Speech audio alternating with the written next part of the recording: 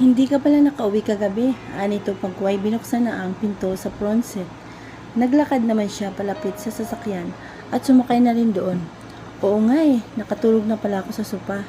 Hindi man lang ako ginising ni Sir Hunter, sabi niya. Sabi nga ni Sir Hunter, wag na lang daw kita ihatid pauwi. Kasi masarap nga ang tulog mo. Nang makasaka na ito sa driver's seat, kunot ang noo na napatingin naman siya sa binata. Narinig niya ang sinabi nito. Ano raw? Sinabi yun ni Hunter kay Wancho kagabi. Biglang sumilay ang ngiti sa mga labi niya, kasabay ng kilig na nararamdaman ng kanyang puso. Ano kasi, maraming trabaho kahapon sa hotel. Kaya nang matapos ako magluto ng pagkain ni Sir Hunter, hindi ko na napigilan ang antok ko. Nakatulog na pala ako sa sopa niya. Pagkukwento niya rito. Okay na rin yun, at least hindi ka na napagod sa biyahe pauwi ng bahay. Isang ngiti na lamang ang ginawa niya ng buhayan na nito, ang makina, at pinaandar na palabas ng malaking gate ng sasakyan. Tahimik at banayad lamang ang naging biyahe nila hanggang sa makarating na sila sa tapat ng bahay. Mabilis na bumaba sa driver's seat si Wancho upang sana pagbuksan siya nito, pero hindi na niya ito hinintay pa. Salamat ulit, Wancho. Ngumiti naman ito sa kanya. Paano? Susundin na lang kita rito mamaya, saad nito. Sige, tipidin siyang ngumiti rito. Bye, Mabel, paalam nito at muli nang sumakay sa kotse at umalis. Nakatayo pa rin siya sa tapat ng bahay nila at nakasunod ang tingin sa papalayong sasakyan. Mabel, mukhang big time ang nobyo mo ha, lagi kang hatid sundo sa trabaho mo. Anang kapitbahay nilang matandang babae. Napangiti naman siya dahil sa sinabi nito. Nako, Aling Carmen, hindi ko nobyo ang lalaking yun, driver ho siya ng bus namin, saad niya. Hindi nga ba kakaiba ko makatitig at makatingin sa'yo Ang binatang yun, singit din saad ng isa pang matandang babae. Mga chismosa talaga ito kahit noon pa. Walang ibang ginawa kundi ang magkwentuhan sa tabi ng kalsada kahit maaga pa. Nako giginhawa na ang buhay ni Corazon. Magiging donya na ang nanay mo kung aasawahin ka ng nobyo mong mapera. Ano pa nga ba, Carmen? Anang isang matanda. At panigurado akong magtaas na rin ang noon itong si Mabel kapag nakatira na ito sa isang mansyon. Napairap na lamang siya na tumalikod at naglakad na papasok sa bahay nila. Hindi na niya pinansin ang pag-uusap ng dalawa. Nang pagkapasok niya sa kanilang sala ay naroon ng kanyang nanay. As usual, may hawak na naman itong bote ng alak at sigarilyo. Ano ba yung naririnig kong sinasabi ni Carmen at Juana na may nobyo kang mayaman? Tanong nito habang seryosong nakatingin sa kanya. Wala po yun ay anya at alam nyo namang puro chismis lang ang dalawang yun. Dagdag pa niya. Saka siya naglakad papasok sa kusina nang mailapag niya sa sopa ang bitbit niyang bag. Kumain na po ba kayo? Tanong niya rito. Wala akong ganang kumain. Napabuntong hininga na lamang siya ng malalim. Paano ba naman ito gaganahan kumain kung puro alak ang inuuna? Laglag ang mga balikat. Na lumabas siya ulit ng kusina at kinuha ang kanyang gamit sa sala. Saka siya naglakad papasok sa kanyang kwarto. Thank you, gentleman, Anang Hunter at isa-isang nakipagkamay sa mga lalaking nakasama nito sa loob ng conference room. Katatapos lamang ng meeting nito kasama ang ibang board member at investor ng Imperial Global Incorporated. Pagkatapos ng trabaho nito kanina sa hotel ay umalis din ito roon para magtungo sa opisina nito sa Taguig. Nagkaroon ng importanteng meeting para sa bagong project na gagawin ng Imperial Global Incorporated at naging maayos naman ang lahat. Congrats again bro, nakangiting saad ni Judas sa binata nang makipagkamay ito rito. Ngumiti rin naman si Hunter, thank you bro. I know this project of yours will be successful kaya hindi ako nagdalawang isip na umuo para suportan ka ngayon because I know you can do it. I know you very well, Imperial. Tumawa naman ng pagak ang binata. You have my trust too, bro. Well, paano? I'll go ahead. I have a lunch date with my wife. Tinapik pa nito sa balikat ang binata. Send my regards to Maria. I will. Anang Judas saka ito naglakad na palabas ng malawak na silid na yun. Nang mapag-isa sa loob ng conference room, muling umupo si Hunter sa iniwanan nitong swivel chair kanina. Tahimik na sumandal sa upuan at tumitig sa itim na kisame. Makaraan ng ilang sandali ay narinig nitong bumukas ang pintuan ng silid. Dinig nito ang mga yabag ng takons pero hindi naman ito Nag-abalang magbaling ng tingin sa taong papalapit sa kanya ngayon na kinaroroonan niya. Sir Hunter, saka lamang ito nagbaling ng tingin nang magsalita na ang sekretarya nito. Yeah, may sulat po para sa inyo, anito. Kunot ang noo na napatingin naman ito sa kamay ng babae na nakalahad. Maya-maya ay kinuha nito ang puting sobre. Thank you, anito. And by the way, sir, you have meeting with Mr. Octavio Edelponso this afternoon, 2 o'clock, saad pa nito. Thank you, saad nitong muli. Tipid namang ngumiti ang babae, saka tumalikod na at naglakad palabas ng conference room. Umayos naman sa pagkakaupo nito si Hunter at binuksan ang sobre para alamin kung kanino galing ang sulat na yun. Wala kasing nakalagay na pangalan sa labas. Binuklat nito ang papel nang mailabas nito yun mula sa sobre. Maya-maya ay gano'n na lamang ang labis na pangungunot ng noo nito nang mabasa kung anong nakasulat sa papel na yun. Paruot parito ang lakad ni Hunter sa loob ng opisina nito. Sa klase ng itsura nito ngayon, ang pagkakakunot ng noo nito, tila anumang sandali, ay mananakit ito ng tao. Hanggang ngayon ay hindi pa rin ito makapaniwala sa nakatanggap na sulat kanina. Muli itong nagpakawala ng mabigat na buntong hininga, kasabay ng pagtiim ng mga bagang nito. Napahilamos pa ito at ginulo ang sariling buhok. Maya-maya ay biglang bumukas ang pinto ng opisina nito at inuluwa roon si Miranda. Bakas din sa mukha ng babae ang pag-aalala. Abala ito sa trabaho nito sa hotel nang makatanggap ito ng tawag kanina mula sa binata. Gusto raw itong makausap ni Hunter ng personal kaya kagad itong napasugo doon. Iho, what's the problem? Tanong pa nito.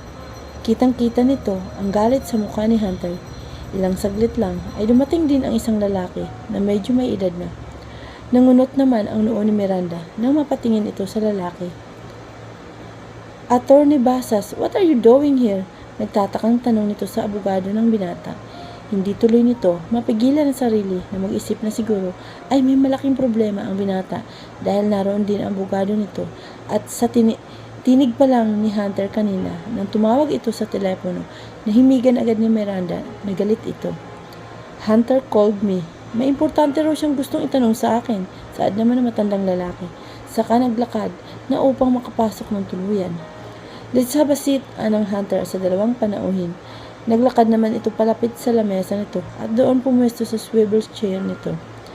Nagtataka naman ay napaupo na rin si Miranda sa sopa na naroon. Why? What's the problem, iho? Tanong nitong muli sa binata. Just read that damn paper. Muling tumiim ang mga bagang nito. Habang punot ang noo na nakatingin sa center table kung saan nakalagay ang papel na binasa nito kanina.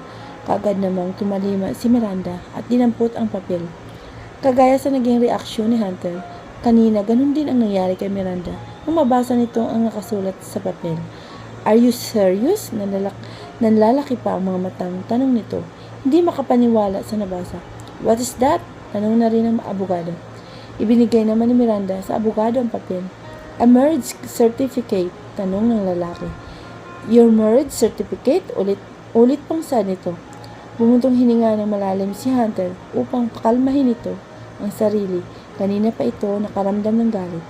Hindi malaman kung ano ang dapat na gawin nang mabasa nito ang papel na yon. He's married, yun ang nakasulat sa papel. It's his marriage certificate na labis nitong ikinagimbal kanina. Who did that? Tiimbagang natanong pa nito. Hindi naman agad nakasagot ang dalawa, lalo na si Miranda na labis ding na-shock sa nalaman nito ngayon lang. I said, who did that? Ulit na tanong ni Hunter. Ngunit sa pangalawang pagkakataong yun, ay hinampas na nito nang malakas ang ibabaw ng lamesa nito. Nahulog sa marmol na sahig ang lagayan ng ballpen nitong nasa gilid ng lamesa. Lumakha iyon ng ingay sa apat na sulok ng opisina. Napakislot naman ang dalawa dahil sa galit na makikita sa mukha ng binata. Is this some kind of joke? Galit pa rin tanong nito habang nakatingin kay Miranda. Iho, tumayo sa pwesto nito ang babae at naglakad palapit sa gilid ng lamesa ng binata. Calm down first. How can I calm myself down, Miranda, if I don't know Who did it and what they wanted to happen to me? Galit na tanong nito. What? That paper stated that I was married. I am married. Then now, tell me, how can I calm myself? Halos manlitid pa ang ugat nito sa liig. Naikuyom din nito ang mga kamao nitong nasa ibabaw ng lamesa. Kasal na ako nang hindi ko man lang namamalayan. Miranda, ngayon mo sabihin sa akin kung paano ako kakalma. That's bullshit! Sigaw pa nito. Tumikim naman ang matandang lalaki habang nakatitig ito sa papel na hawak nito. Binabasa nito ang mga nakasulat doon. This marriage certificate is legal, Hunter. Saad nito. Mas lalong nagsalubong ang mga kilay ng binata. Nang tapunan nito ng tingin ang lalaki at matapos marinig ang sinabi nito. What did you say? Tumayo ito sa pwesto nito at malalaki ang mga hakbang na naglakad palapit sa matanda. Matalim ang titig nito. Rito, pagkuway, inagaw ang papel na hawak nito. This damn paper is a trash. This is absurd. Halos malukot pa yun sa panggigigil nito. Pero iho, galing mismo sa PSC ang marriage certificate na yan. Saad ng abogado. Ilang marriage certificate na ang nahawakan ko, kaya alam ko kung alin ang totoo o peke sa kanila. And that one is real. You are married. Hindi nakapagsalita si Hunter dahil sa mga sinabi muli ng lalaki. But attorney, paano naman nangyari yun? I mean, he's not in a relationship. And we all know na walang kasalang nangyari. So, bakit may marriage certificate? Bakit may ganito? Hindi rin makapaniwalang tanong ni Miranda. Napangiti naman ng mapakla si Hunter pagkuway binitawan na sa ibabaw ng center table ang papel. Nakapamaywang itong nagparuot pa rito. Muli ng lakad. Stress, frustrated, naguguluhan, yun ang mga emosyong nararamdaman ng binata sa mga sandaling yun. Paano nangyaring kasal na ito? Wala itong girlfriend. Wala itong maalala na ikinasal ito sa kung si kanino man. At higit sa lahat, hindi ito ikinasal kay Mabel Alfanta. Yeah, he's married to Mabel Alfanta. Ang babaeng kinaiinisan nito, ang babaeng sinusungitan nito. I don't have an idea kung paano nangyari ito. Kasi hanggat walang kasalang mangyayari, hindi pwedeng makakuha sa PSA ng marriage certificate ang isang tao. Maliban na lang kung peke ang papeles na ito. But I don't think that this one is fake. And for now, I can't tell you kung ano ang motibo ng gumawa nito. Anang lalaki. Jesus, tanging nasambit ni Miranda. Pagkuway, napaupong muli sa sopa. Did you know this Mabel Alfanta? Tanong muli ng abogado. Muli na namang nangunot ang noo ni Miranda nang marinig nito ang pangalan ng dalaga. Mabel Alfanta, tanong nito, baka kasi na mali lamang ito ng pagkakarinig sa pangalan na binanggit ng abogado. Yeah, siyang nakasulat dito na asawa ni Hunter. Mabilis nitong hinihingi ang papel sa lalaki. Hindi nito nabigyan ng pansin kanina kung kaninong pangalan ang babae na nakasulat doon dahil labis itong nagulat sa nalaman. At kung hindi pa binanggit ng abogado ang pangalan ni Mabel, hindi pa nito malalaman na ang dalaga pala ang nasabing asawa ng binata sa papel. Parang aatakihin ata sa puso si Miranda nang mabasa nga nito roon ang pangalan ng dalaga. How did this happen? Hindi pa rin ito makapaniwala. I want you to find out who did this. I will file a case against the person who did it. Galit na saad ni Hunter. Yeah, don't worry, Eyo. Sikasuhin ko kaagad ito, saad naman ng attorney. And please, attorney, wala sanang may ibang makakaalam tungkol dito. Let's keep this in a private hanggat maaari. At walang makakaalam nito kung sino ang gumawa ng issue na ito, ako lamang. Bilin pa ni Miranda. Okay, saad ng abogado. At tumayo na rin sa pwesto nito. I want to be alone. Maya-maya saad ni Hunter at muling pumwesto sa swivel chair nito. Tumayo naman sa pwesto nito si Miranda at naglakad palapit sa binata. Don't worry, iho. Everything will be alright. Malalaman din naman natin kung sino ang gumawa nito. Just go, Miranda. Do you want me to talk to Mabel? Sa halip ay tanong pa nito. Pumunot ang noo na napatingin ng diretso si Hunter sa babae. Pero hindi naman itong salita. Muli rin itong nag-iwas ng tingin maya-maya. Bumuntong hininga si Miranda. Okay, hindi kita pangungunahan. saad pa nito. Babalik na ako sa hotel, just call me if you need anything about this matter. Naglakad na rito palabas ng opisina habang kasunod nito ang abogado. Tiim ang bagam na muling naikuyom ni Hunter ang kamao nito. Mas lalo lamang tumataas ang galit ng nararamdaman nito ngayon sa kung sino man ang may gawa niyon. He really can't believe it. Sa tanang buhay nito, ngayon lamang ito naka-encounter ng ganitong klaseng problema. He needs to find out kung sino ang may gawa niyon at sisiguraduhin itong mananagot sa kanya ang taong nasa likod nito. Mabel, thank you ulit at pumayag kang sumama sa akin ngayon dito ha. Nakangiting saad ni Wancho sa kanya habang magkaharap silang nakaupo sa pandalawahang lamesa sa loob ng fine dining restaurant. Gaya ng sabi nito sa kanya, kanina sinundo nga siya nito sa kanila bandang 6:30 ng gabi. Dinala siya nito sa isang magandang kainan at masasabi niyang gwapo rin naman si Wancho, lalo na ngayon na hindi nito suot ang uniform nito sa trabaho. Makisig din ang katawan nito, matangkad, moreno, medyo singkit ang mata. May katangusan din ang ilong at gentleman din. Hindi rin maubusan ng kwento sa kanya, kaya hindi siya nabagot habang kumakain sila. Thank you rin sa pag-invite sa akin, nakangiting saad niya. Mas lalo pa kitang nakilala ngayon. Marami rin kasi itong naikwento sa kanya tungkol sa personal life nito. Kagaya na lamang na isa pala itong marine engineer. Nagtaka nga siya kung bakit nagtatrabaho ito kay Hunter bilang driver, samantalang malaki naman pala ang napagtapusan nitong degree. Pero ang sabi naman sa kanya ng binata, buong buhay ng tatay nito ay nagtatrabaho raw ito bilang family driver sa pamilyang Imperial. Dahil sa trabaho ng tatay nito, kaya ito nakapagtapos sa pag-aaral. Kaya nang magkasakit ang tatay nito, sa halip na magtrabaho agad sa kursong napagtapusan nito, tinupad muna nito ang kahilingan ng tatay nito na magtrabaho na muna bilang driver hanggat hindi pa raw ito nawawala sa mundo. Hindi naman daw naghihirap ang pamilya nito, kaya ayos lang na maliit pa lang ang sinasahod nito sa ngayon. At masaya rin ako na mas nakilala pa kita ng lubos. Ngayon, nakangiti ring saad ng lalaki sa kanya. Busog ka na ba? Maya-may tanong pa nito nang mapansin itong hindi na niya ginalaw ang kanyang pagkain. Tumango siya. Oo, hindi ko na kayang ubusin. Sayang, may dessert pa naman akong in-order. Kung dessert, okay lang. Mabilis na nakangiting saad niya. Dessert pa ba? Yun nga ang gusto niya. Napangiti ng malapad ang binata at saka nito tinawag ang isang waiter para ihatid sa lamesa nila ang dessert na in-order nito. Magkaagapay nang naglalakad si Mabel at Wancho sa labas ng restaurant upang tunguhin nila ang sasakyan ng binata. Katatapos lamang nilang kumain. Gusto pa sana ng binata na manood sila ng sine, pero ito na rin ang nagsabi na ihahatid na siya nito pauwi dahil may trabaho pa sila kinabukasan.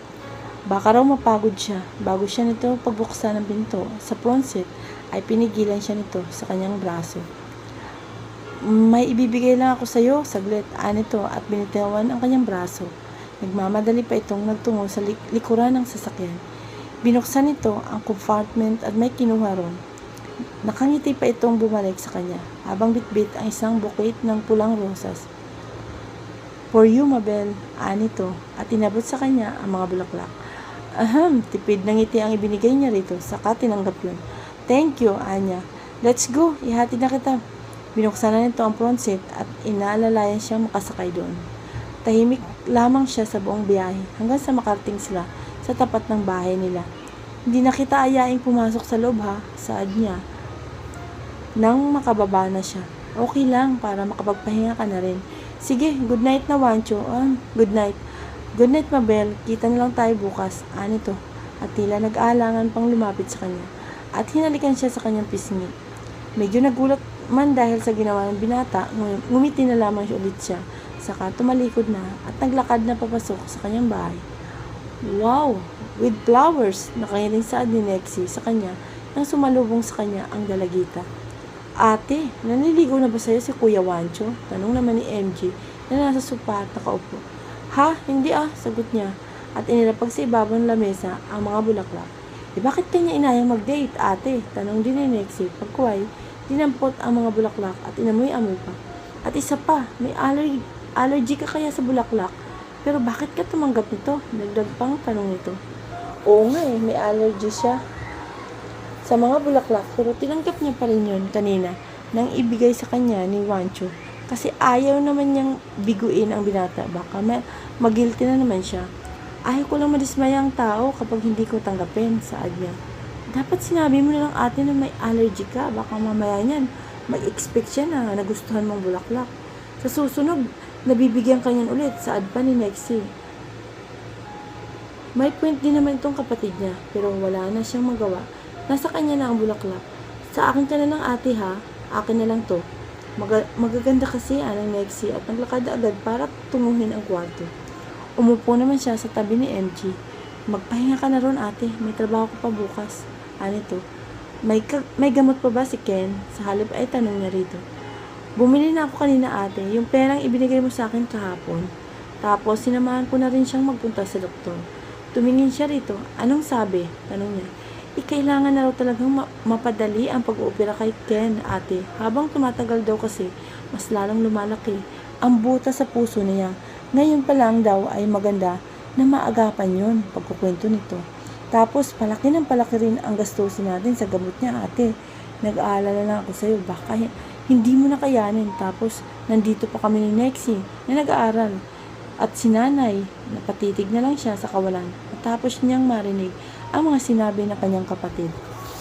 Ate, payagan mo na lang kaya akong tumigil sa pag-aaral ko at maghanap na muna ako ng trabaho para makatulong sa'yo.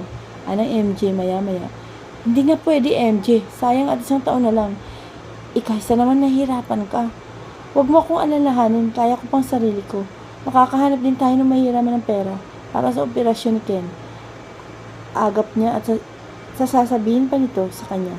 Nanahimik na lamang ang dalaga habang matamang nakatitig sa kanya. Kahit ano pa man ang sabihin nito, hindi rin papayag si Mabel na tumigil sa pag-aaral ang kanyang kapatid. Hanggat kaya niya magtrabaho, hanggat may pag-asa pa siyang matatapos din ang problema ng pamilya nila, hindi siya titigil. Tumayo siya sa kanyang pwesto. Matulog ka na, may pasok ka pa bukas, saad niya rito, at naglakad na papasok sa kanyang silid. Okay ka lang? Tanong ni Emeris kay Mabel. Nang pagkapasok niya sa locker area, ay sunod-sunod pa rin siyang bumabahing. May hawak-hawak pa siyang tissue. Nangangati ang kanyang ilong at kanina pa rin siya napapaluha dahil sa sunod-sunod na pagbahing. Hindi nga sagot niya. At napaupo sa bakal na upuang naroon. Anong nangyari sa'yo, Bes? Tanong ni Aces. Kaninang umaga pa ako panay ang bahing niya. Punot ang noo na napatitig sa kanya ang dalawang dalaga. Bakit naman? Tanong ni Emeris. Allergy, anya. May allergy ka? Saan? Aning Aces. Sa bulaklak, tipid na sagot niya at muling bumahing. Ha? Bakit? Saan ka naman galing ang bulaklak? Sino nagbigay sa'yo? At nagka-allergy ka? Aning Emeros. Kay Wancho. Anya at muling napabahing ng sunod-sunod. Iinaya niya ako mag-date kagabi. Tapos, napabahing pa siya. Tapos binigyan niya ako ng bulaklak. Ayoko namang madismaya ang tao. Kaya tinanggap mo. Kahit alam mong magkakaganito ka. Anang Emeros na tumapos sa iba pa niyang sasabihin. Tumango naman siya. Bakit kasi pumapayag ka makipag-date sa Wancho na yun Hindi ba't may Sir Dudong ka na? Anang AC sa kanya. Muli na naman siyang napabahing. Nagigilty nga ako. Kaya napapayag na rin ako na sumama sa kanya. Ang bait mo naman kasi kaya kahit hindi mo gustong lalaking mag-aya sa ng date ay papayag ka para lang hindi ka magilty. Hello, uso rin ang tumanggi, amiga. Paano kung mag-expect ang taong yun? Kasi pumayag ka naman sa una pa lang, hilita niya ni Emeros. Kuri ka dyan, Bes. Pagsang-ayon din ni Aces. Huwag niyo na nga akong sisilmunan dyan. Kita na nga ninyo sitwasyon ko ngayon Kunwari ay nagtatampo saad niya. Sana hindi ka na lang muna pumasok, anang Aces. Mabuti ka mo at hindi nagalit sa iyo si Sir Dudong kanina kasi panay ang bahay mo sa loob ng bahay niya. Bumiti pa si Emeros. Ayun na nga hindi ko siya nakita. Hindi siya bumaba sa kusina. Kaysa naman maliit ako rito, kaya hindi ko na siya hinintay na bumaba. Saad niya. Napabahay na naman siya. Nakakainis naman to. Ano ba ang ginagamot mo dyan para mawala? Tanong ulit ni Aces. Wala, hinayaan ko lang nawawala naman kaagad. Ngayon lang tumagal ng ganito, may pagrireklamo pa niya. Mag-excuse ka na lang muna kay Miss Miranda. Suggestion naman ni Emerald sa kanya. Pwede kaya yun? Subukan mo, papayagan kanyang kaya. Kaysa naman puro kabahing habang nagtatrabaho. Anang Emeros. Sige na, puntahan mo na lang si Miss Miranda habang maaga pa. Muli siyang kumuha ng tissue sa bag niya. Sige, susubukan kong magpaalam sa kanya. Saad niya at naglakad na rin palabas ng locker area nang maitabi niya ang kanyang bag. Nasa pasilyo pa naman siya na makasalubong naman siya. Ang binatang si Hunter. Bigla niyang naitago sa likuran niya ang hawak-hawak na tissue at ngumiti. Good morning po sir, bati niya rito. Wala pa rin siyang nakuhang tugon mula rito. Pero nakatitig naman ito sa kanya habang papalapit sila sa isa't isa. Hindi iyon ang normal na titig sa kanya ng binata na nakasanayan na niya nitong mga nagdaang araw. Kakaiba yun na hindi niya maipaliwanag. Parang nagagalit sa kanya ang mga mata nito na hindi niya maintindihan. Nag-iwas na lang siya ng tingin dito at tuloy-tuloy na sa paglalakad niya. Nang makalagpas siya rito muli, siyang napabahing ng malakas. Bigla namang napahinto sa paglalakad ang binata. Punot ang noo na nilingon nito si Mabel. Miss Alfanta, tawag nito sa dalaga. Mabilis naman siyang napahinto at napapihit paharap dito. Po, sir, sagot niya. Seryoso siyang pinakatitigan ng binata. Naghihintay siya sa susunod ng sasabihin sa kanya, ngunit nanatili lamang itong tahimik. May sasabihin po ba kayo, sir? Tanong niya. Ngunit sa halip na magsalita, mabilis itong tumalikod at naglakad na papalayo. Punot ang noo at nagtataka na lang na sinundan niya ito ng tingin. Hey Mabel! Masiglang bati ni Jess kay Mabel. Nang sagutin niya ang tawag nito sa messenger, nag-video call ito sa kanya. Hi Jess! Hala, akala ko nakalimutan mo na ako. Anya habang malapad pa rin ang ngiti niya sa mga labi niya. Kumusta ka na? Kumusta ang trabaho mo? Tanong niya. I'm fine, my God. How are you? I miss you. Mas lalo siyang napangiti dahil sa huling sinabi ng dalaga. Aaminin niya, sa ilang araw na nilang hindi pagkikita, simula nang umalis ito ng Pilipinas, namimiss niya rin ang dalaga. Hindi naman siya makapag-video call dito gaya na pag-usapan nila bago ito umalis. Paano naman kasi, lagi siyang abala sa trabaho niya. Mabuti na nga lamang at tumawag ito sa kanya ngayon. Namimiss na rin kita, Anya, at umupo sa bakal. Naupo ang naroon sa gilid ng locker. Kumusta naman ang trabaho mo riyan? Fine, ito. Masyadong i-hectic ang schedule ko kagaya. Ngayon, hindi rin ako makatawag sa'yo para mangumusta. I'm sorry. Paghingi pa nitong paumanhin sa kanya. Siningit ko lang tong pagtawag sa'yo. Wala yun, ano ka ba pareho lang naman tayong busy kaya hindi rin ako makatawag sa'yo para mangamusta. So you have a job? Tumango naman siya ng sunod-sunod. Oo, awa ng Diyos. May trabaho na rin ako ngayon sa admito niya. Natatandaan mo yung timawa na ikinakwento ko sa'yo na nag-aya sa akin kumain ng lunch at nangako sa akin na bibigyan ako ng trabaho? Tanong pa niya. He gave you a job? So it's not scam and it's not a recruiter. Saad naman ito sa kanya na natatawa pa. Hindi na rin niya napigilan ang kanyang sarili na matawa nang maalala niya ang unang impresyon niya kay Asmon noong magkita sila dati sa labas ng hotel at alukin siya nitong kumain kapalit ng pagbibigay nitong trabaho sa kanya. Kung ano-ano pang tinatawag niya sa binata dahil ayaw niyang maniwala na bibigyan siya nito ng trabaho. Oo nga, hindi siya scammer at hindi rin siya galing sa recruitment agency kasi isa siya sa may-ari ng hotel na pinagtatrabahoan ko ngayon. Pagkukwento pa niya. Wow, nice. That's nice. And I'm happy na may permanent work ka na. Nakangiti ring saad ni Jess. Oo nga Anya. Ikaw, kailan ka ulit babalik dito sa Pinas? Tanong niya pagkuway. Nagkibik naman ang balikat ang babae at umupo ito sa isang upuan. Nakikita pa niya sa likuran nito ang mga foreigner na mga babae at lalaki na kasama nito sa trabaho. Maya-maya may babaeng pumusto sa harapan ni Jess at nagsimulang mag-makeup sa dalaga. May nag-aayos din ang buhok nito. I don't know, hindi ko pa alam for now. Marami pa kasi akong photoshoot na kailangan gawin. As you can see, saglit itong inikot sa buong paligid ang camera ng cellphone nito para ipakita sa kanya ang trabaho nito. I'm busy right now. Naka-break lang kami. Kaya natawagan kita kahapon pa kasi kita naisip Wow naman, natouch ako. Napahawak pa siya sa tapat ng kanyang dibdib. Thank you. How about you? What are you doing now? Ito, nasa hotel din ako ngayon. Naka-break lang din kami kaya nasagot ko ang tawag mo. Anya, Pero maya-maya lang din ay babalik na ako sa trabaho. That's okay, at least we had a little chit-chat. Oo nga eh. Sana next time na magbakasyon ako dyan, makasama ka na rin sa akin papunta rito. For a short vacation, I'm sure. Mag-i-enjoy ka. Tingnan natin saan na lamang niya, pero mukhang malabo na namang mangyari ang sinasabi mo, lalo pa ngayon na mas kailangan niya magtrabaho para sa mga kapatid niya, sa nanay nila, para sa operasyon ng bunso niyang kapatid. Let's continue. Dinig niya ang boses ng isang babae mula sa background ni Jess. Oh, I need to hang up na, Mabel. I'll call you next time. Oh, sige, mag-iingat ka dyan. Love you too, Mabel. Love you. Bye. Bye. Saka namatay ang tawag na naroon pa rin ang malapad na ngiti sa mga labi niya. Sinong kausap mo? Tanong ni Emerus nang makapasok na ito sa locker habang kasunod dito si Aces. Ah, si Jess, ang dating kong amo na naging kaibigan ko rin. Yung model sa Canada. Tumango naman siya bilang sagot. Si Jess Otada, kaibigan mo siya? Nanlaki ang mga matang tanong naman ni AC sa kanya. Oo, bakit? Bes, hindi mo ba alam na sikat na model yun? Tanong pa nito. Idol ko kaya yun. Halos lahat ng magazine na may mukhang niya, mayroon ako. Grabe, hindi ko akalain. Ang kaibigan mo palang super sikat na model na yun. Saad pa nito at yumakap sa braso niya.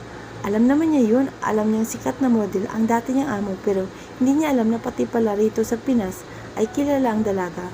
Kung sa bagay ay hindi nga siya mahilig sa social media, kaya wala siyang kaalam-alam tungkol sa mga ganong pangyayari.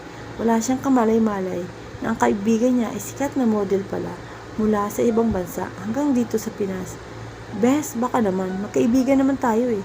Baka naman pwede mo siyang kausapin na magpapa-autograph ako sa kanya kapag magbakasyon ulit siya rito. O kaya, hindi kaya greetings na lang sa birthday ko. Yun na lang ang regalo mo sa akin. Napapangiti na lang siya dahil sa itsura ni Aces habang nakayakap ito sa kanya. Susubukan ko kapag magkausap ulit kami. Masyado kasi siyang busy ngayon eh. Talaga? Excited pang tanong nito sa kanya. Oo nga, maging si Emerus ay nakangiti na lamang habang nakatingin sa kaibigan nila. Matagal na ngang idol ni Aces siyang si Jess. Kasama pa ako niyan sa mall kapag bibili ng magazine. Saan naman ito? Saan ba kayo nagkakailala ni Jess? Usisa pang tanong ni Aces sa kanya. Nagkwento naman siya sa dalawa kung paano sila nagkakilala ni Jess, kung paano sila naging magkaibigan ng dati niyang amo. 2 araw ko nang hindi nakikita si Sir Hunter. Malungkot na saad niya habang nasa kantina sila ni Emerus. Wala si Aces at Wanda. Nangunot naman ang noo ni Emerus nang tumingin sa kanya. Ha? Hindi ba't dumadaan ka naman sa bahay niya sa umaga bago ka pumasok dito? Tanong pa nito. Hindi na nga rin kasi ang sabi sa akin ni Miss Miranda, huwag na muna raw akong pumunta sa bahay ni Sir Dudong. Pero wala naman siyang nabanggit na dahilan kung bakit. Nakakahiya rin naman kung magtatanong pa ako kung bakit. Baka may problema lang. O baka naman umalis siya out of town meeting. Kasi minsan ganun naman ang mga businessman. Laging busy. Madalas umaalis ng city o bansa para sa business meeting ganun. Napapuntang hininga naman siya ng malalim. Saka tinusok-tusok niya ang gulaman na binili niya pero hindi niya na naman nagustuhan ang lasa. Hayaan mo na. Mas maganda nga yun na mamimiss mo siya para excited ulit ang pagkikita niyo muli. Hindi niya napigilan ang mapangiti dahil sinabi nito. Kung sa bagay ay may punti naman si Emerus, mas maganda na rin yung hindi niya laging nakikita si Hunter para kahit papano ay mamimiss niya ito. Kumusta naman si Ken? May nahanap ka na ba pwedeng mahiraman ng pera? Maya-maya pag-iba nito yung tanong sa kanya. Muling naging seryoso ang kanyang mukha. Kailan ba matatapos ang problema niya at nang makapagpahinga naman na muna ang kanyang isipan at hindi na siya ma-stress at maloka sa kakaisip kung saan siya hahanap ng solusyon sa lahat ng ito. Napatitig naman sa kanya si Emerus nang hindi siya umimik. Kung may tutulong lang talaga ako sa'yo, best, pero wala rin eh. Saad nito, muli siyang napabuntong hininga ng malalim. Okay lang yung best, basta nandiyan kayo na nasasabihan ko ng nararamdaman ko dahil sa problema ito. Malaking tulong na rin yun sa akin, tipid siyang umiti rito. Magiging okay din ang lahat at magiging okay din si Ken. Mabilis na sumilay ang ngiti sa labi ni Mabel nang makita niyang pumasok sa main door si Hunter. Ang lalaking 4 na araw din niyang hindi nakita. At tama nga si Emeros. Mabuti pala talaga na hindi niya ito nakita nitong mga nakarang araw kasi mas mamimiss niya ito. Mas naging excited ang pakiramdam niya ngayong muli niyang nasilayan ang gwapo nitong mukha. Kaninang hapon ay kinausap siya ni Miss Miranda. Ang sabi sa kanya ng babae ay kailangan niyang magpunta sa bahay ng binata bago pumatak ang alas 6 kasi dadating daw si Hunter galing Cebu sa out-of-town meeting nito at sa bahay daw maghahaponan. At excited nga siya magtungo roon. Good evening po sir, nakingiting bati niya rito. Hindi man lang siya nito tinapunan ng tingin. Sa halip ay nagtuloy ito sa pagpanhik sa mataas na hagdan. Parang hangin lamang siya sa kanyang kinatatayuan at parang hindi man lang siya nito napansin. Mabilis na nawala sa mga labi niya ang matamis niyang mga ngiti. Habang sinusundan ng tingin ang binata, maya-maya nalaglag ang kanyang mga balikat. Ano na naman kaya ang problema nun? Ang akala ko pa naman medyo nag-level up na ang sitwasyon namin katapos ng pag-uusap namin nung gabi sa swimming pool area. Pero mukhang lumala ata ngayon, saad niya sa sarili. Saka na siya naglakad na papasok sa kusina. Muli siyang bumuntong hininga ng malalim at tinitigan ang mga pagkain niluto niya. Paano? Iiwan ko na lang kayo rito ha? Bahala na kayo kung kainin kayo ng boss natin. O hindi, anya. Muli niyang iniligpit ang mga yun pagkatapos ay lumabas na rin siya ng bahay upang magpahatid kay Wancho pauwi. Ate, may bisita ka. Kunot ang noo na napalingon si Mabel sa pintuan ng kanyang silid nang pumasok doon si MJ. Ilang minuto pa lamang simula nang makauwi siya galing sa bahay ng binatang si Hunter. Nakapagbihis na siya at handa na sanang humiga sa kama niya para magpahinga. Pero dumating naman itong kapatid niya at sinasabing may bisita raw siya. Alas 8:30 na ng gabi, sino naman ang pupunta sa bahay nila sa ganung oras para bumisita sa kanya? Ha? Sinong bisita? Takang tanong niya. Napangiti naman si MJ na tila kinikilig pa ata. Nagmamadali itong lumapit sa kanya at umupo sa tabi niya. Gwapo mas gwapo kaysa kay Kuya Wancho. Salip ay sad ito. Mas lalong nagsalubong ang kanyang makilay dahil sa sinabi nito. Sino nga? Salip na sagutin ang kanyang tanong, muling tumayo si MJ at hinawakan siya sa kamay. Wala na tuloy siyang nagawa, kundi ang mapatayo sa kanyang pwesto nang hilain siya nito para lumabas sa kanyang kwarto. Inaantok na ako MJ, paalisin mo na lang kung sino mang Punsyo Pilato ang nariyan, reklamo niya sa kapatid. Hi Mabel, bigla siyang napalingon sa maliit nilang sala nang marinig niya ang boses doon ng isang lalaki. Sir Asmon, anya nang makilala ang binata. Malapad pa ang pagkakangiti nito sa kanya. Sir, ano pong ginagawa niyo rito? Kunot ang noo, natanong niya at biglang naglakad palapit sa binata. Nakauwi na po pala kayo galing Paris, saad pa niya na tila nahihiya. Yeah, kararating ko lang actually. And then, I go straight her, anito. Po, to give you this, anito at pinakita sa kanya ang isang itim at maliit na box. Kumunot pa rin ang kanyang noo na lumapit siya rito ng tuluyan upang tanggapin ang kahon na yun. Thank you po sir, ano po pala ito? Tanong niya. Just open it, saka ito naupo sa sopa. Napaupo na rin siya sa kaibahing upuan. Nasa kandungan niya ang box, saglit niya itong pinakatitigan. Pagkuway, napatingin muli sa binata. Maya-maya ay tinanggal nga niya ang kulay gold na ribbon na naroon na nakatali. Pagkabukas niya sa kahon, ay tumambad sa paningin niya ang maliit na figure ng Eiffel Tower at ang dalawang maliit na bote na may lamang buhangin at bato. Bigla siyang napangiti nang maalala niya ang pasalubong na gusto niyang ibigay nito sa kanya kung makakauwi na ito sa galing Paris.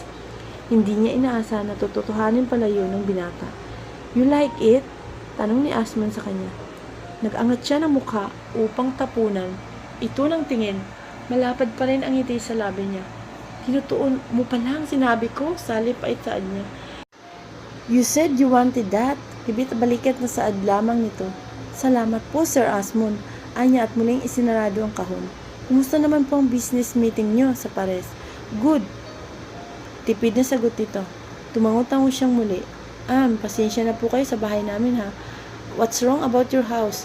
It's nice. Anito na ilibot pa ang paningin sa buong sala nila. Paano po pala nyo nalaman kung saan ang bahay namin? I asked Miranda. Ganun po ba? Sana hindi nyo nalang hinati dito ang pasalubong nyo para sa akin.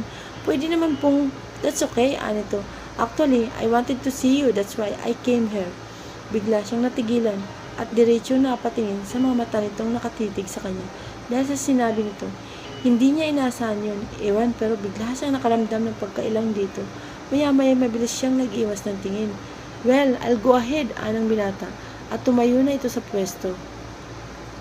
Nakakahiya naman po at masyadong espesyal tong pasalubong nyo. Pero thank you po ulit, Sir Ash, muling saad nito. At tumayo na rin sa kanyang pwesto. Hindi pa rin siya makatingin ng diretso rito. Ngumiti naman ang binata at lumapit sa kanya. Bahagya pa siyang napakislot ng hawakan nito ang kanyang buhok. Good night, Mabel. See you tomorrow. Naiilang man siya dahil sa ginawa nito sa buhok niya. Ngumiti na lamang siyang muli. Good night, sir, Anya. Ihatid ko na. Don't bother. Huwag ka nang lumabas. Putol nito sa pagsasalita niya. Kaagad din itong naglakad palabas ng kanilang bahay. Naiwan na lamang siyang nakatulala habang nakatingin sa pintuan nila.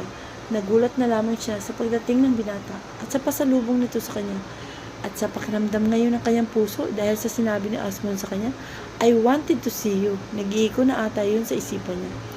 What's the problem? Tanong ni Asmon habang nakaupo ito sa sopa na naroon sa gilid ng round table sa loob ng VIP room ng bar ni Judas. Pagkaalis nito sa kanina sa bahay ni Mabel ay kagad nitong tinawagan si Hunter para sabihin na kauwi na ito galing Paris at gusto nitong makipag-inuman sa binata. Pumayag naman kagad ang huli. Tumungga sa boteng hawak nito si Hunter. Pagkatapos ay muling nagpakawala ng malalim na buntong hininga. Muli itong nagparuot pa rito ng lakad. Bro, if you have a problem, you know you can tell me. Muling saad nito. I need your help. Mabilis nagsalubong ang mga kilay ni Asmon at napatitig sa kaibigan. Help? Tanong nito. What kind of help? Naglakad si Hunter palapit sa lamesa. Tinulak nito palapit kay Asmon ang brown envelope na naroon sa ibabaw nun. What's this? Just open it. Yun naman ang ginawa ni Asmon. Pagkabukas nito sa envelope, ay kagad nitong binasa ang papel na naroon. Pero maya-maya ay kagad na nangunot ang noo nito at wala sa sariling napatingin ng seryoso kay Hunter. Are you kidding me? Anito. You and Mabel are married? Nauutal pang tanong nito. Hindi makapaniwala sa nabasa. Baka sa mukha nito at pagkagulat, pagkalito at may kaunting pagkadismaya. Mabel is already married to Hunter. Yun ang paulit-ulit na nag-iko sa utak ni Asmon. Tila may panghihinayang ang gumuhit sa mukha nito habang pinapasadahang muli ang tingin ang papel na hawak nito. He can't believe it. Muling nagpakawala ng malalim na buntong hininga si Asmon. Pagkuway kinuha sa ibabaw ng lamesa ang bote ng Alfonso at muling nagsalin sa rock glass nito. Si Hunter naman ay nakaupo na rin sa sopa habang nakatulala sa kawalan. Malalim pa rin ang iniisip nito. I can't believe it, bro. Napapailang na muling saad ni Asmon. How did it happen? Tanong pa nito. Nagkibit naman ang balikat nito si Hunter at tinapunan ng tingin ang kaibigan. I don't know either, so I asked for your help to find out who did these stupid and nonsense things. Anya nito at napatungga na rin sa boteng hawak nito. Did you talk to your lawyer? Yeah, I already did. And he told me that marriage certificate was not fake, it's real. Sino nga bang pwedeng gumawa ng kalokohang yun? Wala itong maturo na salarin na maaring gumawa yun. Kaya hanggang ngayon ay sumasakit pa rin ang ulo ni Hunter sa kakaisip sa problemang biglang bumulaga sa kanya. Nang nasa Cebu ito, umaatin sa business meeting nito, hindi pa rin ito maiwasang mag-isip tungkol sa bagay na yun. And did you talk, Mabel, about this? Muling tanong ni Asmon. Umiling naman si Hunter bilang sagot. Muling napabuntong hininga si Asmon. Mabuti na rin yun na hindi pa alam ng dalaga and is willing to help Hunter to find out who did that certificate of marriage. Don't worry, bro. May kilala akong magaling na abogado. I'll talk to him about this matter para mapawalang bisa na rin kaagad ang marriage certificate nyo kung talagang totoo yan, saad pa nito. Hindi na lamang umimik si Hunter, sana na lang talaga na magawan agad ng solusyon ang problema niyang yun. Aha, Miss Miranda, okay lang po ba kayo? Nauutal na tanong niya. Sa babae, kanina pa siya nakapasok sa opisina nito at kanina pa rin siya nito tinititigan, kaya nakaramdam na siya ng pagkailang. Hindi niya malaman kung anong nangyayari sa babae at ganun na lamang kung makatingin sa kanya. Miranda let out a deep sigh. Sumandal pa ito sa swivel chair nito at tinanggal ang suot na salamin. Mabel, can I ask you something? Tanong nito. Napatango naman siya. Opo, ano po ba yun? Well, it's not really important. I mean, it's not part of your job. But I want to ask you this question. Ano ito? Mabilis na nagsalubong ang kanyang makilay habang nakatitig sa mukha ng babae. Ewan, pero medyo nakaramdam siya ng kakaibang kaba sa dibdib niya dahil sa klase at tono ng pananalita nito. Mukhang seryoso ang gusto nitong itanong sa kanya. Lihim pa siyang napalunok sa kanyang laway at napahawak sa gilid ng upuan. Para namang may kasalanan siya at labis siyang kinakabahan ngayon. Do you have a boyfriend, Iha? Mabilis na naghiwalay ang kanyang makilay at bahagyang nalaki ang kanyang mga mata nang marinig niya ang tanong ni Miranda. Mabilis ding napawi ang kaba sa dibdib niya. Ano ba naman yan? Ang akala niya kung ano ng bagay itatanong nito sa kanya. Yun lang pala. Napangiti siya at tila nahiyang nag-iwas ng tingin. I mean, you're a nice person, Mabel, and I want us to be friends. Hindi lang basta magkatrabaho. Ano ito at gumitis na rin sa dalaga. Hindi naman siguro masama kung magiging magkaibigan tayo, hindi ba? Medyo may edad na ako pero makakasabay pa rin ako sa mga millennial na kagaya mo. Dagdag pa nito sa kanya. Wala naman pong problema sa akin, Miss Miranda. Natutuwa nga po ako at gusto niyo pong maging magkaibigan tayo. I mean, sa dami po ng mga empleyadong matatagal nang nagtatrabaho dito. Pero ako pa po gusto niyong maging kaibigan. Nakangiting saad niyo. Yun ang totoo, natutuwa siya ngayon dahil sa nalaman niyang gusto siya nitong maging kaibigan. Well, ikaw ang naiiba sa nakilala kung empleyado rito sa Imperial Palace. Every time na nakikita kita o nakakausap kita, parang may kakaiba sa'yo. At kakaiba akong nararamdaman, parang may connection tayong dalawa. You know that, magaan ang loob ko sa'yo, Mabel, simula pa man. Nakakatuwa naman po, saad niya. Ngumiting muli si Miranda. Maya-maya ay umayos ito sa pagkakaupo habang hindi pa rin inalis ang tingin sa kanya. So, I'm asking you a question. Maya-maya muling saad nito. Wala po, Miss Miranda. Wala po akong time para po sa mga ganyang bagay sa ngayon. Mas priority ko po kasi ang trabaho at pamilya ko. Sagot naman niya. Napatango-tango naman ang babae. Pero hindi ka pa nakaka-boyfriend ever since? Tanong nitong muli. Nakakahiya mang aminin pero oo, tama yun. Ni minsan simula pa man dati wala pa siyang nagiging nobyo. Dahil katulad nga ng sinabi niya, wala pa sa priority niya ang pagpasok sa isang relasyon. Darating din ang panahon na ang lalaking nakatadhana para sa kanya ang kusang darating sa kanya. Nakangiting umiling siya bilang sagot sa tanong nito. Oh, so you're single? Anito. Pareho lang pala tayo. Ako ilang taon na lang akong single. Simula nang maghiwalay kami ng asawa ko. Napatingin siya rito ng diretso. Ang akala niya kasi ay matandang dalaga ang babae dahil yun naman ang sabi ng mga katrabaho niya. May asawa po kayo dati? Tanong niya. Tumango naman ito. Yeah, and may anak din ako. Isa. Maya-maya biglang bumalatay ang lungkot sa mga mata nito. Hindi ko nga lang siya nakasama ng matagal noon kasi kinuha siya sa akin ng asawa ko. Bumuntang hininga pa ito ng malalim at tipid na ngumiti sa kanya. Nag-abroad ako sa Japan noon. Nang umuwi ako rito sa Pilipinas, hindi ko na mahanap ang mag-ama ko. Ang sabi naman sa akin ng biyanan ko, nasa Mindanao raw sila at doon na nakapag-asawa ng bago ang ex-husband ko. Hindi ko naman sila napuntahan doon noon para bawiin ang anak ko kasi siya mismo ay ayaw na rin sa akin. Pagkukwento nito sa kanya. Sorry po, Anya. It's okay, Iha. Matagal naman ang nangyari yun eh. Ano to sa kanya.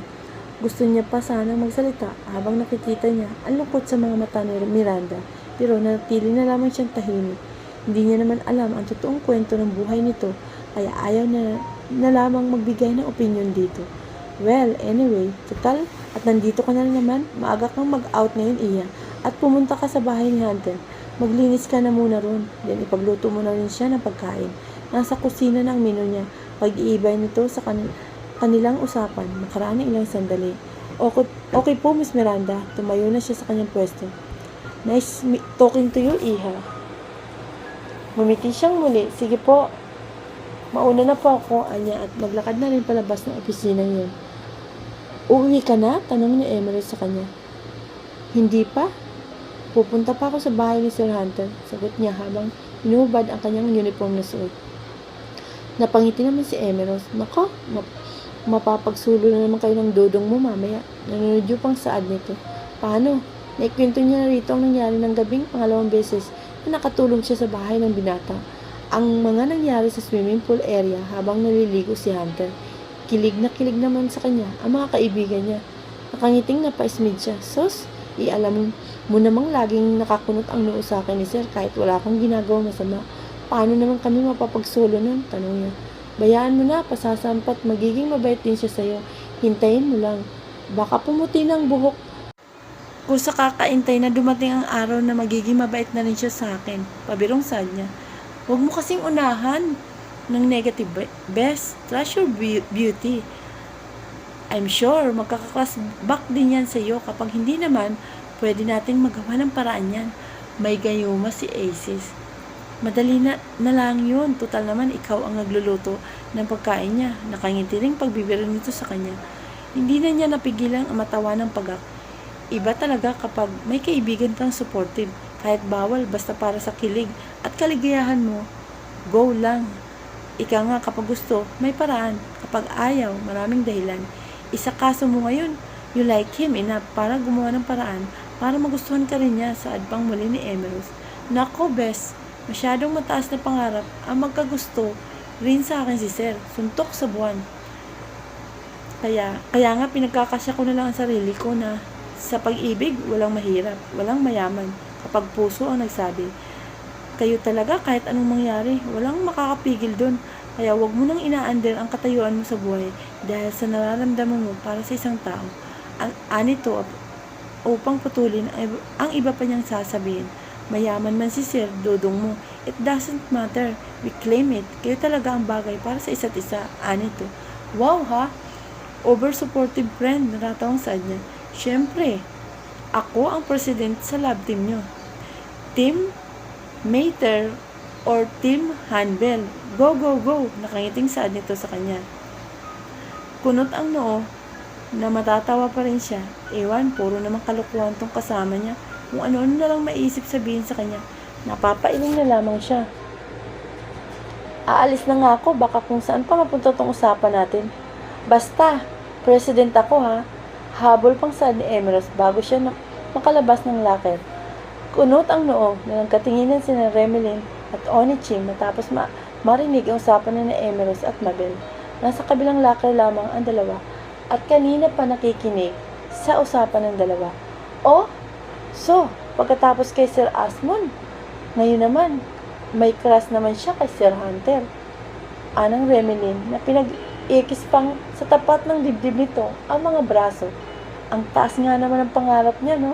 At ang kapal pa ng mukha niya. Ano? Akala niya na maganda siya para magustuhan din siya ni Sir Hunter? Ani Onichim na nakataas din ang isang kilay. Kailangan itong malaman ni Ma'am Rosmea at kailangan din natin mag-isip ulit ng paraan para masira ang babaeng yun. Teka, gagawa ba ulit tayo ng plano para kay Mabel? Tanong ni Onichim.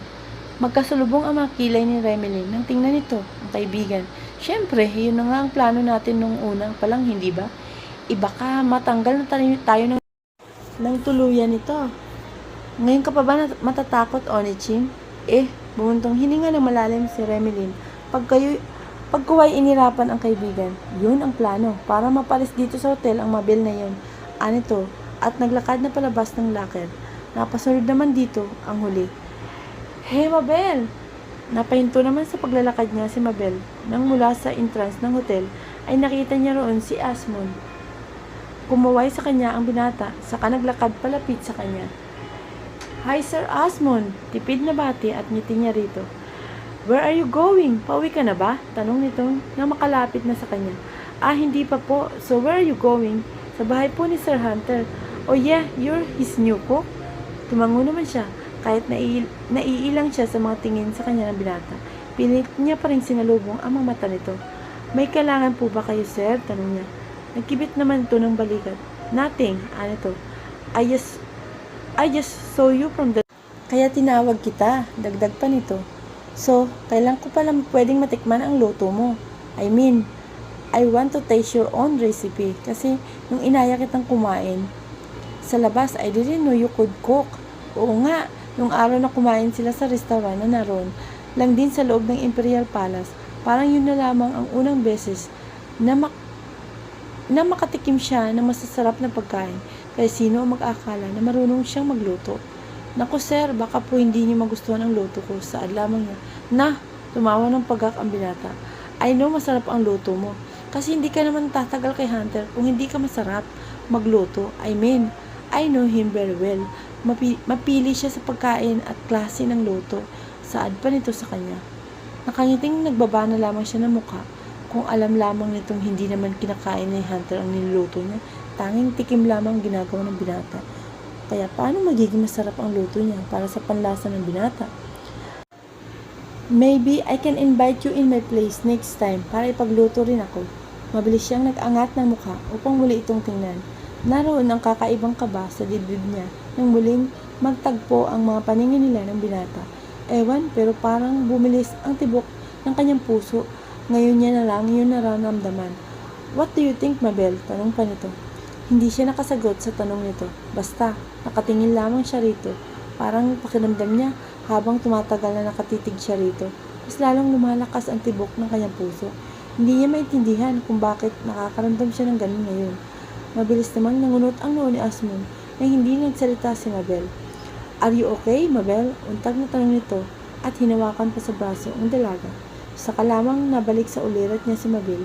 Mabilis siyang nag-iwas ng paningin. I'm sorry po sir, Anya, pero una na po ako sa inyo, baka pumalit ako sa pupuntahan ko. Bigla siyang naglakad at umalis. Iniwan niyang mag-isa roon ang binata. Wala namang nagawa si Asmon, kundi ang sundan na lamang ang tingin ng papalayong dalaga. Mabilis na sumakay si Mabel sa front seat ng sasakyan. Nang pagbuksan siya ni Wancho, ramdam niya pa rin ang kaba sa dibdib niya. Walang hiya, Mabel, wag mong sabihin na crush mo na rin si Sir Asmon. Anang isipan niya. Pinilig niya ang kanyang ulo upang iwaglit ang tanong na yun at sa isipan niya. Napahawak pa siya sa tapat ng kanyang dibdib habang tumitibok pa rin yun ng malakas. Okay ka lang, Mabel? Takang tanong ni Wancho sa kanya. Napalingon naman siya rito. Ha? Oo, okay lang ako. Huwag mo na akong pansinin. May iniisip lang ako sa kanya. Binaling niya ang kanyang paningin sa labas ng bintana. Hindi pwede to. Hindi pwedeng maging crush ko rin si Sir Asmon. Si Sir Hunter ang gusto ko. Pero hindi ko naman nararamdaman ng ganito kay Sir Hunter. Nagtatalo ang kanyang isipan. Hanggang sa hindi na niya namalayan, nakarating na pala sila sa bahay ni Hunter. Kung hindi pa siya tinawag ni Wancho, hindi pa siya babalik sa sarili niya. Paano ba naman kasi okupado ang isipan niya sa mga nangyayari kanina? Ang dami niya tuloy. Naisip na hindi dapat. Sigurado kang okay ka lang, Mabel? Paniguradong tanong ni Wancho sa kanya nang makababa na sila sa kotse. Tipid siyang umiti rito. Salamat, Wancho, saan niya. Sige, babalik na lang ulit ako rito para sunduin ka at ihatid na pauwi, anito maya-maya. Sige, anya, at naglakad na rin papasok sa main door. Sa halip na magdiretso sa ikalawang palapag ng bahay para maglinis, dumiretso muna siya ng kusina at inuna na ang pagluluto ng pagkain para sa binata. Pagkatapos ng halos ng oras na pagluluto, saka naman siya pumanhik sa itaas at naglinis na rin. Inuna niyang linisin ang silid ng binata. Pagkatapos ay ang opisina nito. Pinunasan niya ang mga shelves at librong naroon, maging ang mga display. Pinunasan niya rin ang ibabaw ng lamesa ng binata. Yun ang pinaka-importante sa lahat. Baka magalit sa kanya si Hunter kapag makita nitong may alikabok pa ron. Ano ba yan? Sorry. Anya nang mahulog sa sahig ang isang brown envelope na naroon sa gilid ng lamesa. Yumuko siya upang damputin yun at para ibalik sa pwesto nito. Pero bigla namang nahulog ang papel na laman nun. Binitawan niya yun. Ang hawak na at nabasahan at dinampot ang papel. Marriage certificate? Yun ang nabasa niya sa itaas ng papel dahil bigla siyang na-curious kung kaninong marriage certificate yun. Ay saglit niyang binasa ang papel na hawak niya. Hunter Silas Imperial? Bahagyang nangunot ang noo niya nang mabasa niya ang pangalan ng binata. Mabel Alfanta? Biglang nanlaki ang kanyang mga mata nang mabasa niya roon ang kanyang pangalan. Halos malaglag pa sa marmol na sahig ang kanyang mga mata at panga. Muli niyang binasa ulit ang pangalang nakasulat doon.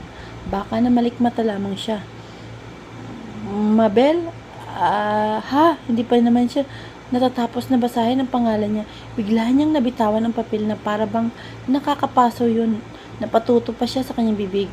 Habang nakatitig sa papel na ngayon ay nasa sahig na naman, tila para siyang plaka na paulit-ulit niyang naririnig sa kanyang isipan ang mga nabasa niya ngayon. Tulala lamang si Mabel habang naglalakad siya sa kalsada. Ang lalim pa rin ang iniisip niya. Hanggang ngayon ay hindi pa rin mawala-wala sa utak niya ang mga nabasa niya sa papel na nakita niya mismo sa opisina ng kanyang amo. Siya, kasal kay Hunter Silas Imperial? Hindi niya alam kung anong dapat niyang maging reaksyon dahil doon. Gusto niyang matawa na parang ewan. Isa ba yung malaking joke? O baka naman namamalikmata lang talaga siya sa mga nakita niya at nabasa niya kanina. Kasi ilang araw nang si Hunter parati ang laman ng isipan niya. Tapos ito rin ang laman ng usapan nila ni Emerus kanina sa locker bago siya umalis ng hotel. Siguro masyado nang na-overwhelm ang kanyang isipan sa kakaisip sa binata. Kaya kung ano-ano na lang ang nabuo niyang imagination, kaya pati ang kasal o marriage certificate na yun ay nasali na rin sa kabaliwan niya. Matapos niyang mabasa ang marriage contract kuno na yun, ay kagad siya umalis sa bahay ng binata. Hindi na niya hinintay na dumating sa bahay si Hunter at ihatid siya ni Wancho pa uwi sa kanila. Kinuha niya na rin ang brown envelope na yun sa kadahilanang hindi niya rin alam. Muli siya nagpakawala ng malalim na buntong hininga at napahawak siya sa string ng kanyang shoulder bag. Maya-maya ay muli niyang kinuha ang envelope sa loob niyon. Inilabas niya ang papel na naroon at muling pinakatitigan ang pangalan nila ng binata. Hindi nga ata siya namamalikmata lamang dahil hanggang ngayon ay ganun pa rin ang nakikita at nababasa niya. Walang nagbago. Pero paano naman nangyari yun? Parang nagkaroon sila ng marriage certificate ni Hunter. Ni sa panaginip nga niya, hindi nangyari na ikinasal siya sa binata. Tapos may ganun pang pangyayari ngayon. Napailing siyang muli kasabay ng muling pagpapakawala ng malalim na paghinga. Idi alam niya na rin ang tungkol dito.